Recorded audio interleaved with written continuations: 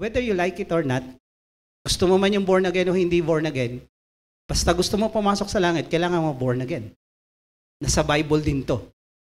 Sabi sa John 1:12, to all who receive Him, Jesus, who believe in His name, nanampalataya sa Kanyang pangalan, He gave the right to become children of God, who were born not of blood, nor of the will of the flesh, nor of the will of man, but of God. So yung pagiging born again ay pagtanggap kay Jesus, hindi religion, hindi grupo, hindi sekta. Pag tinanggap mo yung Savior, pumasok sa iyo si Jesus, kasama yung Holy Spirit, nagkakaroon ng transformation, nagkakaroon ng revert.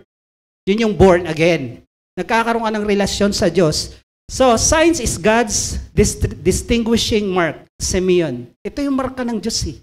Kaya kailangan may sign. Ano pa? Wonders is common work of God. Ito yung ordinaryo kay Lord, yung pamanghain ka, pabilibin ka. Ganito si Lord eh. Tapos yung miracles, nature niya to eh. Common sa kanya yung dunamis.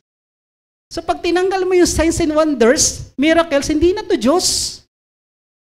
Hindi na siya Diyos. Kaya hindi pwedeng mawala ang signs and wonders and miracles kasi yan ang katangian ng Diyos natin. Hindi pwedeng mawala yan. Maniwala ka sa hindi na may himala, meron. Hanggat may Diyos, may himala. So our God is a miracle-working God in the Old Testament, in the New Testament, even today.